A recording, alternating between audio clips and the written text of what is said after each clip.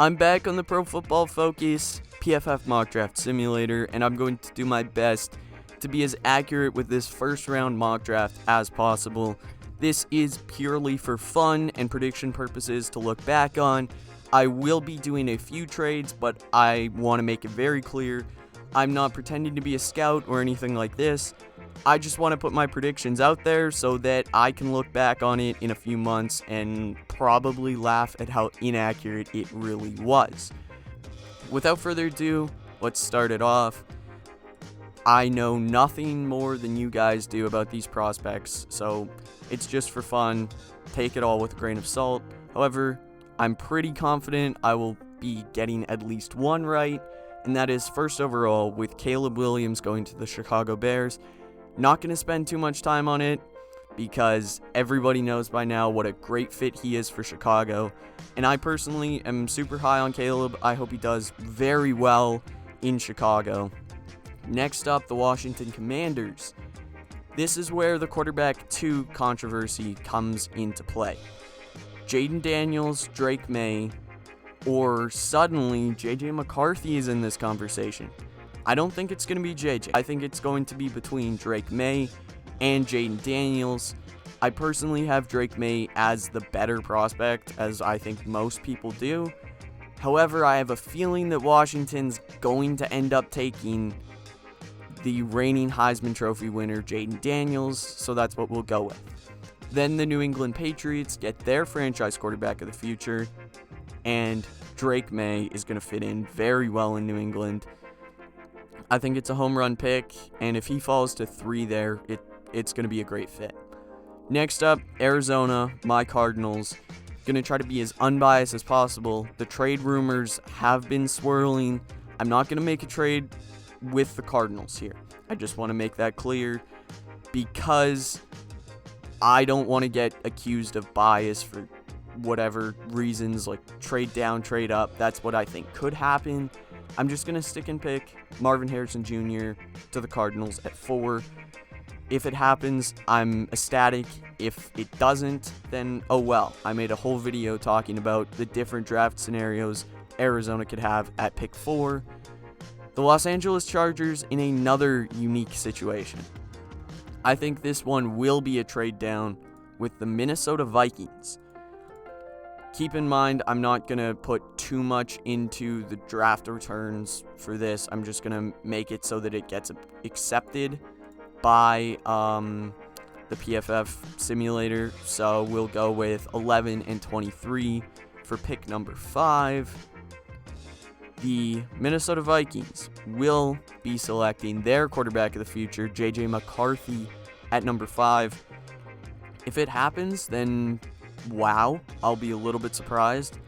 But if Minnesota wants to move up and get their guy, and if that guy is JJ McCarthy, I think he'll do very well in that system. I think Kevin O'Connell's a great coach and can probably make any quarterback look good. So we'll see how that goes. The New York Giants, I have them sticking and picking. There's rumors that they might move up for a quarterback or hope that McCarthy falls into their lap. But Malik Neighbors, I think, is a pretty good fit. The Tennessee Titans, I think it was always going to be an offensive lineman, and that offensive lineman was always going to be Joe Alt out of Notre Dame. Not going to spend too much time on that one, but moving on to the Atlanta Falcons, I have Dallas Turner out of Alabama, an edge rusher. I think it's a good fit there.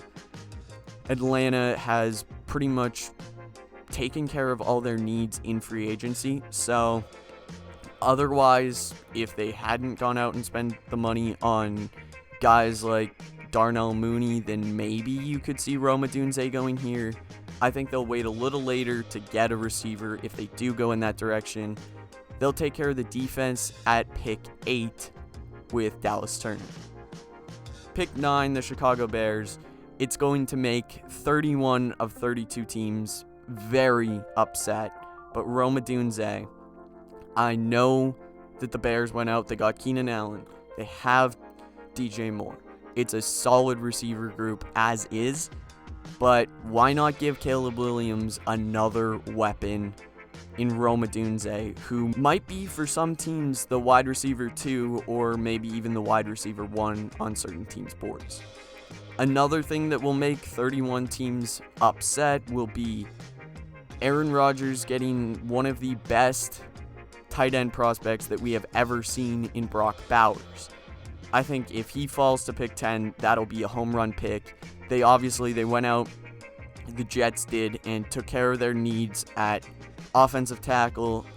They don't really need a wide receiver because they got Mike Williams. I think that it's going to be a great fit. As long as Williams stays healthy, the Jets offense could be scary. Obviously, Rodgers has to stay healthy as well.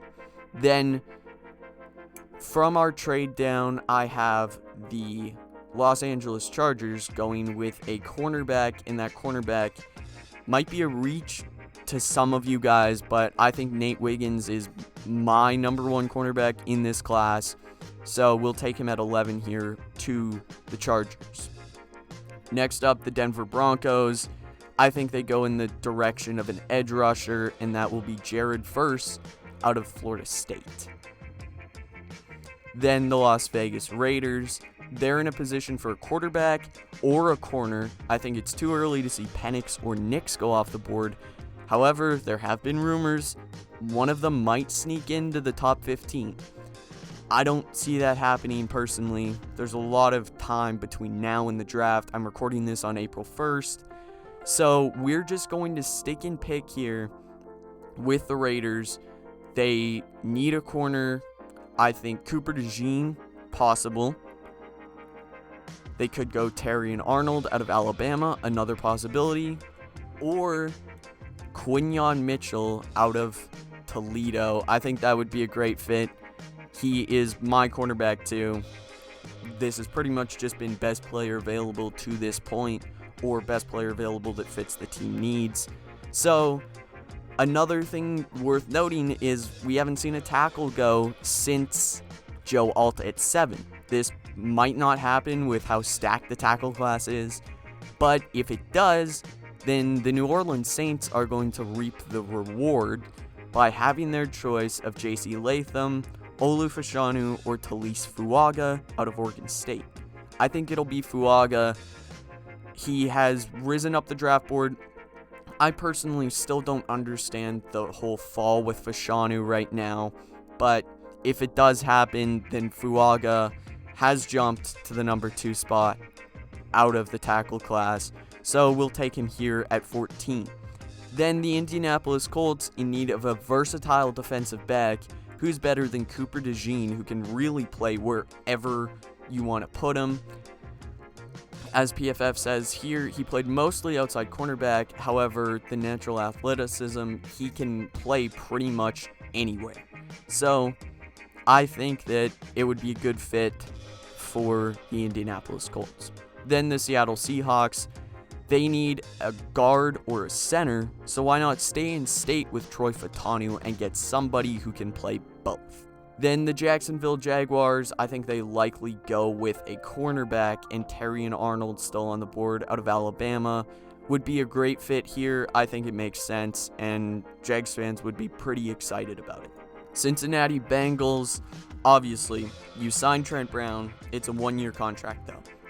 So, you don't know if he's going to be back, and I don't think that a guy like Trent Brown prevents you from going in the direction of getting an offensive tackle, especially if that offensive tackle is Olu Fashanu out of Penn State, who just a couple months ago was one of the best prospects that we've seen at tackle.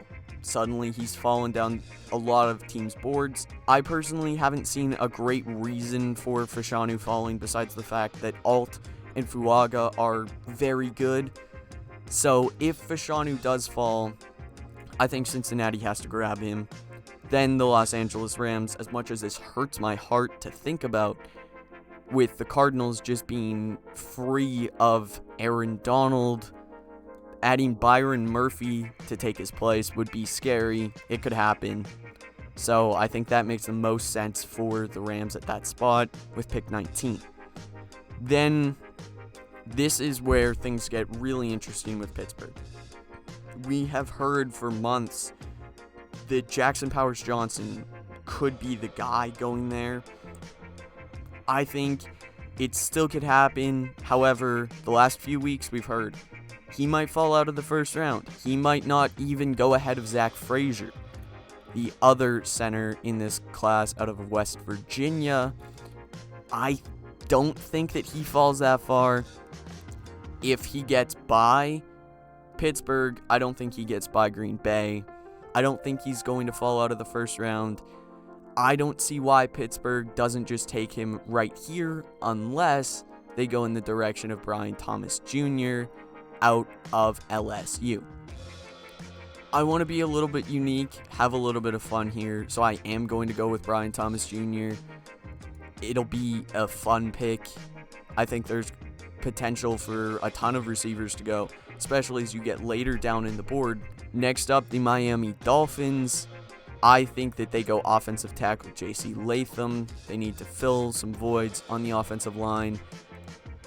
So Latham falling to pick 21 is a gem. The Philadelphia Eagles at pick 23.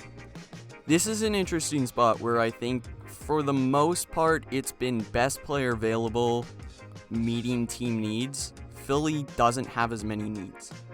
Doesn't have as many first round caliber needs. I think they go with Peyton Wilson out of North Carolina State. Aside from his age and injury history, he's pretty much a bona fide first round pick in any other circumstance. So I think Philly, needing a linebacker desperately, will go with Peyton Wilson at pick 22. It might be a reach to some people, but I think in this case, with a team like Philadelphia who doesn't have that many holes, that you would consider reaching to fill by far your biggest need. So, next up, the Chargers. I think that now is the time that they do go for a wide receiver, and I think that wide receiver will be Adonai Mitchell out of Texas. Then pick 24, the Dallas Cowboys. I said that if the Steelers pass on Jackson Powers-Johnson, he would likely not get past Dallas and definitely not get past the Green Bay Packers. I think that the Cowboys will take him right now.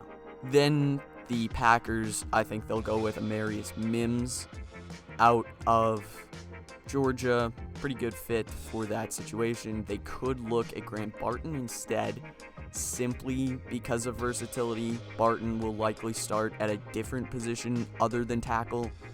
So possibly, you know what, I'm going to have fun. Grant Barton out of Duke. Pretty good fit here. Then the Tampa Bay Buccaneers. I have a tough time believing that they'll pass on Liatu Latu. You lost Shaquille Barrett. You don't know what the future holds for Joe Tryon-Shoyinka. So, edge out of UCLA. Aside from injury concerns, he's a stud. I think he probably goes higher if it weren't for his injury history.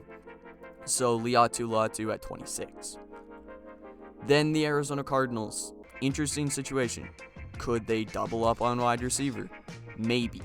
But if Jerzon Newton is available, I think you go with him. He's a stud. You need to improve the interior defensive line. They have done it so far with Bilal Nichols and Justin Jones, but I don't think that you can have too much help at that position, because even if you were a premium player at the position, you're rotating all the time. So I think you spend a first-round pick on Jerzon Newton, and it would be worth it for Arizona. Then the Buffalo Bills, they likely go receiver here. However, Brian Thomas Jr., Adonai Mitchell off the board. So let's look at the receivers. I am very high on Troy Franklin. I think that he's a stud. However, if you look at the needs for the Buffalo Bills, tackle is one of them. Amarius Mims falling this far is insane. It probably doesn't happen in real life, but like I said, take everything I say with a grain of salt. I know nothing about prospects. I'm a kid from Canada who just tries to have fun and makes stupid videos on the internet. So, Amarius Mims at 27 to the Buffalo, or at 28 to the Buffalo Bills rather. I think it's a good fit. Then The Detroit Lions, they did trade for Carlton Davis, but they still need a cornerback. Kool-Aid McKinstry on the board from Alabama. I think, don't overthink it, go with Kool-Aid.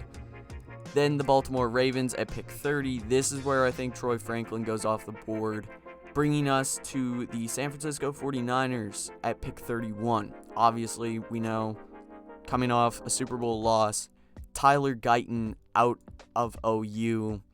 If he falls this far, it's going to be a steal. I could see him going to Arizona at 27. It would be a great fit, but signing Jonah Williams probably changes things. So we'll say Tyler Guyton to the San Francisco 49ers. Meaning that the Kansas City Chiefs, defending Super Bowl champions, are going to get a wide receiver out of Georgia, Ladd McConkey. I think he's going to be a great fit there. Patrick Mahomes can pretty much make anyone look good. He is able to rotate through receiver cores like crazy. They've got Hollywood Brown on a 1-year deal. I don't know if Hollywood stays there. I could see him having a massive season and then walking in free agency with a massive contract.